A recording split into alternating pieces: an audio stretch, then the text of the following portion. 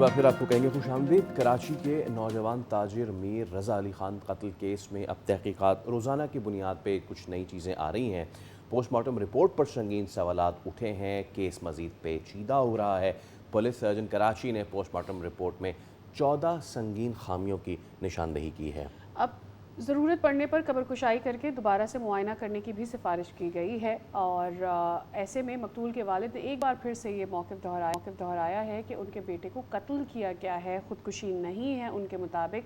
और उनका ये कहना है कि पुलिस जो है सही तौर से इन्वेस्टिगेशन नहीं कर रही।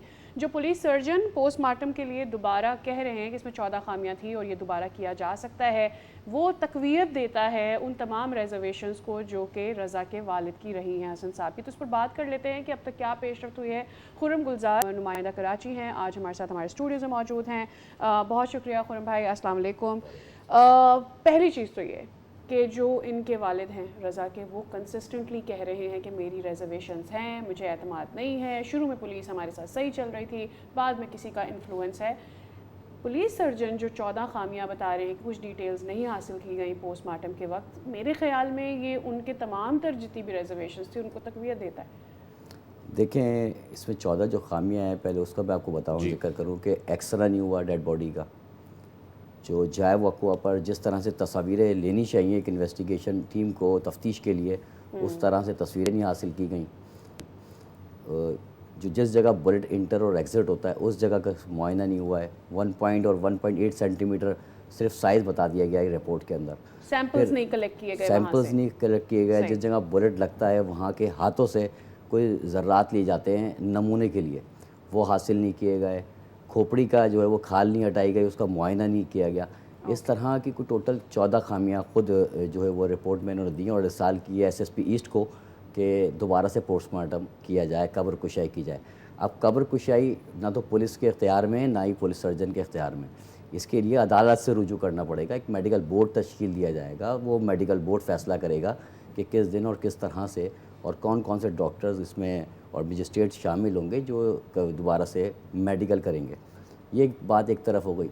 ये पहला वाक़या नहीं है, इससे पहले भी जितनी डेड बॉडीज़ हम देखते हैं शहर में मिलती हैं और हम हॉस्पिटल में मौजूद होते हैं तो डॉक्टर्स वर्बली जो साथ उनके एक असिस्टेंट कह लें उसके मुताबिक जो वो बताते हैं कि सर ये डेड बॉडी में ये देखा वो उसके मुताबिक अपनी रिपोर्ट बना के दे देते हैं। इसमें भी यही हुआ। डॉक्टर साहब ने जो है वो तस्वीरें देखी और तस्वीरों से उन्होंने एक रिपोर्ट तैयार कर दी और ये इसी रिपोर्ट के ऊपर इस रज़ा के कत्ल की जो है वो तफ्तीश आगे बढ़ी और तफ्तीशकार उसी को लेके बढ़ते रहे आगे, जिसमें ऑलरेडी वैसे ही खामियां थी, जो वैसे ही ऑलरेडी शक व शुबात का शिकार है। ये इतनी फॉल्टी चल रही है कि इस तरफ जा रहा है केस या उस तरफ जा रहा है। अब वो एक तरफ खुदकुशी का जिक्र आ रहा है तो दूसरी तरफ एक अलग एंगल सामने आता है कि ये कत्ल किया गया है। तो पुलिस इसी सारे मामले में उलझ के रह गई है। अब जो अहले खाना हैं, इनके वालिद से मेरी रात गुफ्तगू हुई थी कि कब्र कुशाई के लिए आपको, अब एक वालिद ने आपको एतराज़ है, तो उनका कहना ये था कि मैं हर हद तक जाऊंगा, जिस हद तक मुझे जाना पड़ा मैं जाऊंगा, क्योंकि मेरे बेटे का कत्ल हुआ है और मैं पहले दिन से ये बात कह रहा हूँ कि उसे मारा गया है, पीछे से उसको बुलेट फायर की गई है।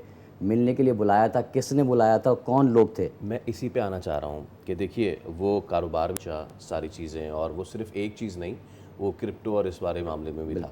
वालिद साहब भी इस पे, उनकी वालदा भी, कल डिजिटल मीडिया पे काफ़ी सरफेस उनकी और वीडियोज़ हुई हैं। उन्होंने कोई नाम बताए हैं, किसी पे शक का इजहार किया है कि जनाब ये हो सकता है, इस पे हमें शक है? कोई इस तरह की चीज़ सामने आई है? कोई बिजनेस पार्टनर, कोई रिलेटिव, कोई भी नाम? नहीं, देखें, अहले खाना तो सिर्फ ये कह रहे हैं कि तफ्तीश करें। उनका कहना ये है कि मेरे बेटे को कत्ल किया गया, मेरा बेटा खुदकुशी नहीं कर सकता ना। पुलिस भी तो सबसे पहले यही पूछेगी, आप बताएं आपको शक किस पे? तो उन्होंने कोई नाम दिया है, कोई ऐसी चीज़? क्योंकि देखिए कोई ऐसी चीज़, कोई ऐसे उठा के बुला के कत्ल तो नहीं करेगा। कोई चपकलिश चल रही होगी, कोई चपकलिश चलती है, बच्चा परेशान होता है, घर में तस्करा करता है, कोई इस तरह की बात हुई हो, आपने कोई इस तरह की चीज़ उनके वालिद से पूछी हो? देखें, उनके वालिद की जानिब से तो कहना ये है कि कोई ऐसी बात नहीं थी, हमें खुद नहीं पता कि ये हुआ क्या है, हमारा बेटा इस तरह से मारा गया। तफ्तीश में कुछ चीज़ें जो पुलिस को मिली, जैसे आईफोन मिला, एक हैंड वॉच मिली, स्मार्ट वॉच, जी, उसको अनलॉक किया गया। कुछ नोटिफिकेशन और कुछ मैसेजेस के ज़रिए कुछ चीज़ें ये मिली हैं कि कोई लगभग 3 करोड़ का जिक्र आ रहा था कि कोई 3 करोड़ का जो है वो रज़ा कर्जदार था या कोई मुतालबा कर रहा था कि उसको फ़ौरी तौर पे ये रकम वापस चाहिए। انویسٹمنٹ کی گئی تھی. اچھا کرپٹو کے بارے میں ذکر آ رہا ہے کہ کوئی کرپٹو میں بزنس کر رہا ہے تو اس میں کچھ لاس ہوا ہے, تو کوئی 2 بھائی ہیں جن کا یہ معاملہ ہے کہ ان کو پیسے فوری طور پہ چاہیے تھے اور لگ بھگ 3 کروڑ کے قریب رقم تھی. اور جو رضا ہے اس نے 3 بزنس ٹائکونز کو میسیجز بھی کیے ہیں, یہ بھی تفتیش کے جو ادارے ہیں ان کے پاس موجود ہے کہ فوری طور پہ مجھے جو ہے نا کچھ پیسوں کی ضرورت ہے, جس میں لگ بھگ 2 ڈھائی 3 کروڑ کا ذکر کیا گیا, لیکن رپلائی نہیں آیا. یہی چیزیں تھیں. اب بات کریں منگیتر کا بیان لیا گیا. منگیتر سے کی جو چیٹ سامنے آئی ہے وہ 11 بجے رات جس دن یہ انسیڈنٹ ہوتا ہے رات 11 بجے تک دونوں کے آپس میں بہت اچھے ماحول میں گفتگو جو ایک ہوتی ہے اس طرح سے گفتگو رہی. 4 گھنٹے تک کوئی کنورسیشن نہیں ہے, یعنی 11 سے لے کے رات 3 بجے تک. 3 بجے کے بعد پھر اچانک سے جو منگیتر ہیں ان کے میسیجز یہ ہیں کہ میں پریشان ہو رہی ہوں, کیا وجہ ہے, کہاں ہو, مجھے رپلائی دو. اچھا کال نہیں اٹینڈ کی, کوئی رپلائی بھی نہیں دیا گیا رضا کی جانب سے. اور 1 گھنٹے کے بعد یہ 4:11 پر سم تھنگ انہوں نے آن لائن ٹیکسی کی ہے اور یہ پھر اپنے کچن کی طرف آئے اور یہ سارا انسیڈنٹ. اس کے بعد سی ٹی وی فوٹیجز میں اب تک چیزیں سامنے آئی ہیں. ہم سے رابطہ ہوا ہے رضا کے والد کا بھی, تو ان سے بھی بات کر لیتے ہیں اور یہی پوسٹ مارٹم والی بات خاص کر کے کہ جو ان کی ریزرویشن تھا ان پر بات کر لیتے ہیں. تو ہمارے ساتھ رضا کے والد میر حسین علی صاحب موجود ہیں. میر صاحب بہت شکریہ آپ کے وقت کے لیے, اور ایک دفعہ پھر سے ہمیں بہت دلی طور پر افسوس ہے کہ آپ کو اس اسٹرگل کے ساتھ, اس چیلنج کے ساتھ گزرنا پڑ رہا ہے کہ آپ ابھی بھی نہیں کسی کنکلوژن کی طرف پہنچ سکے اس سارے معاملے میں. اس وقت جو پولیس سرجن کے حوالے سے کہہ دیا گیا ہے کہ وہ 14 کہہ رہے نشاندہیاں ہوئی ہیں, ان کے حوالے سے یہ خامیاں ہیں, کیا آپ اجازت دینا چاہیں گے, اس کو فالو کرنا چاہیں گے کہ اگر دوبارہ پوسٹ مارٹم کروایا جاتا ہے؟